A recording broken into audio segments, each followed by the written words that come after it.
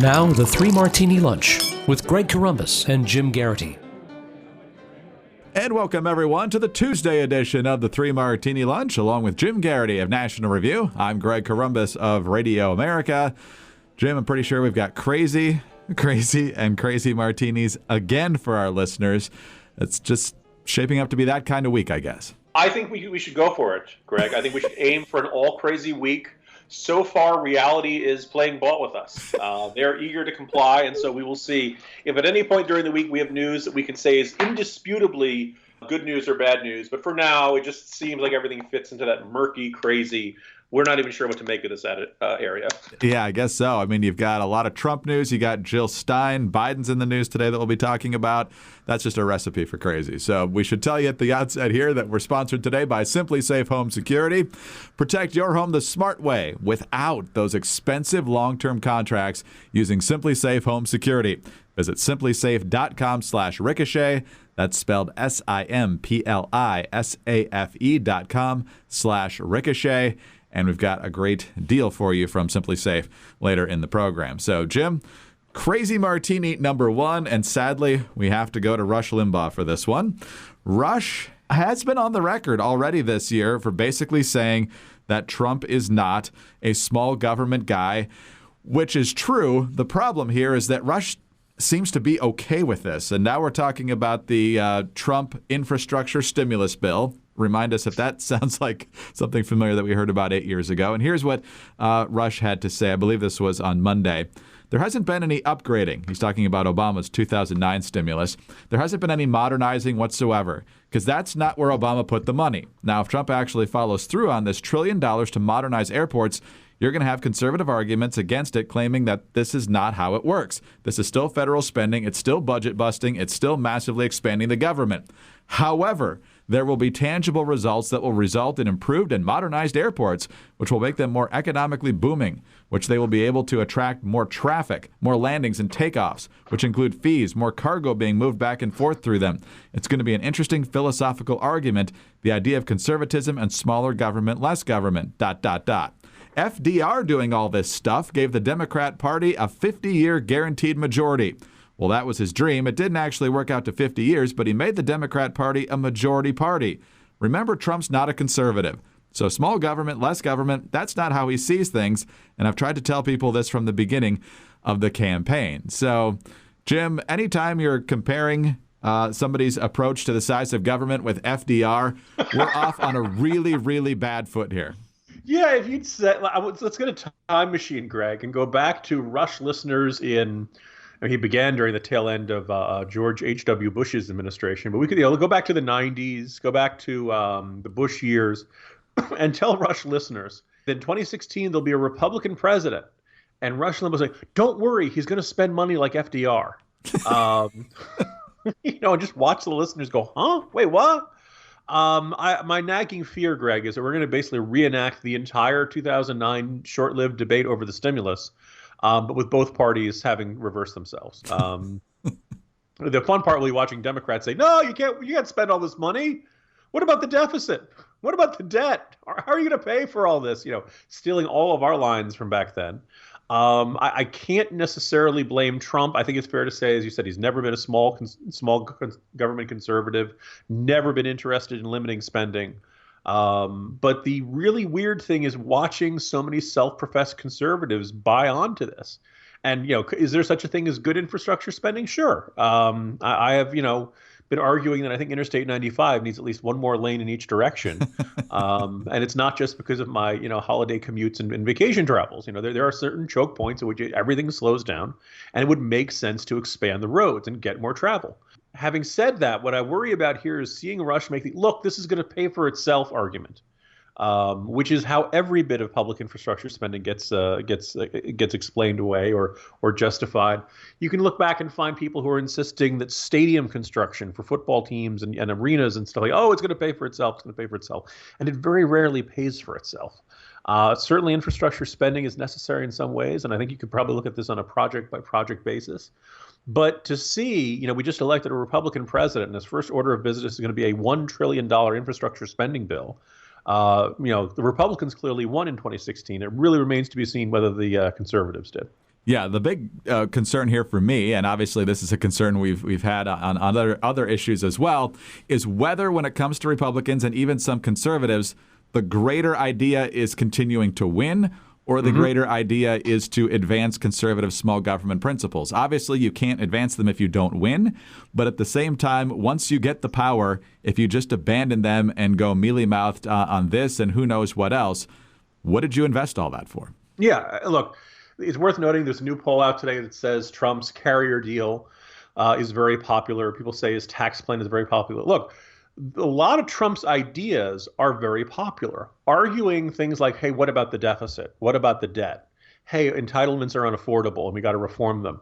These are never popular. And I think I have this nagging feeling that after losing a couple elections that Republicans felt like they should have won, emphasizing those messages, the Republicans have decided, you know what, we're out of business. We're out of that business anymore. We're not worrying about those things anymore. The voters have told us not to worry about it. No one will really be arguing for lower spending. No one will really be arguing for smaller government. No one will really be arguing for making the tough changes to entitlement reforms until the crisis hits. And that's where we are. And that's actually so. Yeah, Republicans have won, but what have they really actually won in that scenario? Yeah, good question. And we'll find out. They've got the levers of power starting in January. Let's see how they use them. As you said, there are some very encouraging things that are out there, like the tax plan and some other things. But when it comes to spending, this has been an issue that got the Republicans in a lot of trouble the last time they held all the levers in Washington. We'll see if they've learned anything. All right, on to the second crazy martini now, Jim. And they are literally still counting the votes in some states. Why? We really don't have a good answer, but Jill Stein's involved, so of course we don't have a good answer. But that doesn't change the fact that we're already talking about 2020, and the media can't get there soon enough, of course, because they're just horrified by what happened in 2016.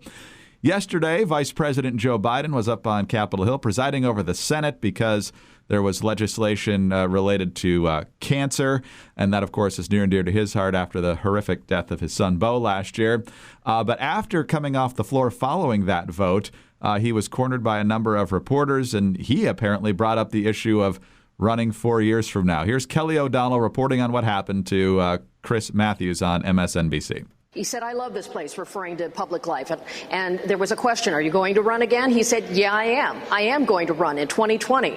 For what, the question? For president. And also, you know, what the hell, man? Anyway, that sounds like Biden, doesn't it? And I said to him, Mr. Vice President, we're going to run with that if you drop something like that. He said, okay, go ahead. Circled back around again. Mr. Vice President, were you kidding? And his answer was this. First of all, he paused for 4 long seconds as he thought about what he was going to say. I'm not committing to not running. I'm not committing to anything. I learned a long time ago, fate has a strange way of intervening. Jim, he paused for 4 seconds, not 3, not 5, but 4 seconds. Joe Biden will be 78 years old in 2020. So do you think this is about the media just can't get enough of the horse race? Do you think it's about the fact that they love Joe Biden, or do you think it's the fact that they're just waiting for the day they can hopefully get rid of Trump from their perspective? Well, I think all three, Greg. I also would say, isn't it really just a great stroke of luck she had a stopwatch there to get that precise on the pause? Look, you know, undoubtedly, Joe Biden has made us laugh time and time again, sometimes intentionally, with his quirks and his odd behavior and his, you know, wild facial expressions and things like that. I may write about this today. I think it's really a bad sign for Democrats that Biden says, maybe I haven't decided anything. And there's this burst of excitement. There's, we could get Biden again. You mentioned the age issue. You mentioned the fact that this guy basically had the nomination. If not gift wrapped. I mean, if he jumped in, would Hillary have fought him for it? Sure. But I think most people would say that, particularly if it had an Obama endorsement, that Joe Biden had a really good chance of being the Democratic nominee. And I don't think it's wild or outrageous to say that he would have been a stronger nominee than Hillary Clinton. Obviously, wouldn't have had the entire private server email scandal issue, wouldn't have had the long history of scandals and going back to the Clinton administration the way Hillary did. And I don't think it's outrageous to say that Joe Biden is just a more likable and charming guy than Hillary Clinton is. At no point has anyone ever compared. Joe Biden's been compared to a lot of things, but he's never been compared to an East German border guard, as was Hillary Clinton. So you kind of have this sense of this is a missed opportunity. He's probably kicking himself. On the other hand, you know, Greg, how many people who ran in 1988 are still in the discussion for 2020? I mean, you've been around a long time, Joe Biden, and I think, a lot of Americans wanted to see him go off and enjoy a happy retirement. I think he and Jill Biden have earned it. If he does, it really does create this impression that the Democratic Party is one without a rising crop of stars, that has no fresh talent. The farm teams are depleted. There is nobody coming up in the pipeline who you could see as a potential president. That should be a real point of concern for them. The crazy part for us is just, oh my God, could you imagine not just talking about Biden 4 years from now, but theoretically talking about Biden 8 years from now or 12 years from now, Greg? I'd rather not think about that, honestly. But wow. Yeah, you're right. There's not much of a bench. It's almost like they've lost a ton of seats in the House and the Senate and governorships. It's almost like they don't have a bench left. It's hard to imagine. Almost like those midterms mattered. Oh, yeah. Maybe the Julian Castro pipe dream will come back in 4 years. Who knows? But I'm looking at my milk carton right now, Greg, and I hope they find him because he's been missing ever since he went to the Department of Housing and Urban Development. Yeah, an unfortunate fate for poor Ben Carson. No one will ever hear from him again once he's there. Well, if anybody thought they had a lock on the Democratic nomination, it's going to be a little bit of a waiting game for Joe Biden now. Perhaps your home can have better security. Are you traveling for the holidays, having family over, maybe a quiet day in? However you plan to celebrate, take our advice. Protect your family and home first. Right now, our friends at Simply Safe Home Security are having a massive holiday sale. Take $200 off. $200. The Simply Safe Defender Security Package. It's Simply Safe's biggest deal ever. You must check out this alarm system. It has everything to protect your home. 17 high-tech wireless sensors, police dispatch and alarm monitoring. There's a blaring siren, a panic button. And of course, the award-winning around-the-clock protection is just $15 a month, 3 times less than the other guys. And there's no long-term contract, no installation cost, and no hidden fees. Around the holidays, there's always a rise in burglaries. The crime rates just show that. So make sure that your home stays safe. Save $200 right now at simplysafe.com/ricochet. That's spelled SIMPLISAFE.com/ricochet. Once more, simplysafe.com/ricochet and save $200. Jim, on to our third crazy martini for the day, and this comes to us from the opinion pages of the New York Times. A guy by the name of Christopher Supran. I think I'm saying that right. I don't really know for sure if I am, but he has announced that he is going to be a faithless elector. Quote, I am a Republican presidential elector, one of the 538 people asked to officially choose the President of the United States. Since the election, people have asked me to change my vote based on policy disagreements with Donald J. Trump. In some cases, they cite the popular vote difference. I do not think president-elects should be disqualified for policy disagreements. I do not think they should be disqualified because they won the Electoral College instead of the popular vote. However, now I am asked to cast a vote on December 19th for someone who shows daily he is not qualified for the office. This guy is actually a responder from September 11th as a firefighter back in New York City, and he says that he just doesn't believe that Trump has the temperament for this. Quote, the United States was set up as a republic. Alexander Hamilton provided a blueprint for states' votes. Federalist 68 argued that an electoral college should determine if candidates are qualified, not engaged in demagogy, and independent from foreign influence. Mr. Trump shows us again and again that he does not meet these standards. Given his own public statements, it isn't clear how the Electoral College can ignore these issues, and so it should reject him. He is obviously saying he is not going to vote for Hillary Clinton either. He's suggesting a qualified man or woman such as John Kasich of Ohio, but he's not planning to vote for Trump on December 19th at the Electoral College. And, of course, the media is now beating the drum trying to find others who might be going down this same line. So, Jim, assuming that the recounts don't miraculously turn out, and I use that in quotation marks, for Jill Stein and Hillary Clinton, one guy's not going to make a huge difference. They have to find 37 faithless electors here, but it's fun how the media is turning this guy into a superhero. Yeah. By the way, I also noticed we haven't heard anything about the Native American guy up in Washington State who was debating not voting for Hillary. I understand last he checked, he said he was going to think about it, and no one has checked in with him since then. I find myself really frustrated by these people because it's not like what's expected of them suddenly changed overnight. It just it seemed really, wait, you might have to vote. I might have to vote for Trump. Wait, what happened? These people really seem blindsided by the one basic duty that they face as an elector. Like, it's not like you have a lot of other, I took the job for all the perks. Like, I don't even think they get like free, gas money to get to the state capitol or anything like that. I'm not sure what the purpose of this is. So it just comes across to me as a bit of a whining, a bit of attention seeking, a bit of look at me, aren't I special? All the things I can't stand. The guy was a firefighter on 9/11, so God bless him for the service and everything he's done there. But Greg, are we sure this guy's not a millennial? Or he may have, he may be millennial curious, shall we say? I can't get what the point, because basically what you're saying is I have such high regard for myself and what I stand for, and I believe that my personal feelings about this are so important that I simply have to break my word. I have to do what I have to not keep my promise. And not only that, I have to issue a press release about that. Everyone in the world has to notice me and pat me on the back for this. And I'm sure I'll get criticism and boos and people. And this just makes me a martyr. This just makes me let me put myself up on my cross. I have done this to stop the Republican nominee for president, who's going to become the president no matter what I do.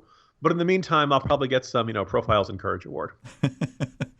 Yeah, well, he cites Federalist 68, so that leads me to believe he might not actually be a millennial because he's, first of all, aware that the Federalist Papers exist, and it's mildly relevant to the discussion here, obviously. The other thing is here, the media is, of course, loving this guy. The New York Times is publishing him. All the liberal outlets are going to pump up the story and go on the hunt for others and possibly pressure others to do this.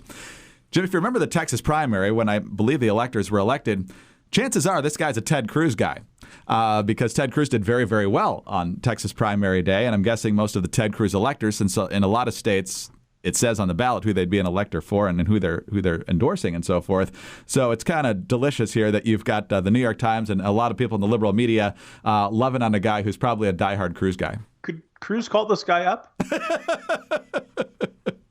I thank you for your support. You've been really helpful to me, but you got a job to do. It's not going to help anybody. I guess I don't see the point of all this. And people might say, what's the difference between that and you being never Trump, Jim? Well, because the only thing I'm controlling is my vote and what I write and what I say and the little voice that I have in our public debate. And if everyone chooses to ignore me, that's fine. That's their right. But he signed up for this, right? He signed a deal. I will be a Republican elector and I will vote for the Republican nominee. And late in the game, he's like, it suddenly dawned on him that he can't vote for Trump. What did Trump? If anything, I think Trump's been a little better since winning the election. This is the good Trump. This is the calmer Trump. How high a bar can you set? So anyway, deeply frustrating. We'll see if he joins up with the Native American guy and they form some sort of buddy cop movie of faithless electors or something. I think maybe General Mattis would be better at making the call than Ted Cruz. Get your rear in gear. Yes, there you go. I'm pleading with you with tears in my eyes. I think the new phrase for I'm really fed up with you, but I don't want to lash out and I don't want to lose my temper is I'm pleading with you with tears in my eyes. Don't mess with me or I'll kill you. Good. We need that humor. Jim, have a great day. We'll talk to you tomorrow.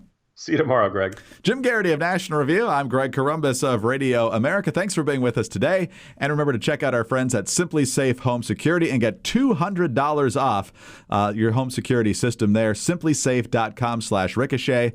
SimplySafe.com/ricochet. And join us on Wednesday for the next 3 Martini Lunch.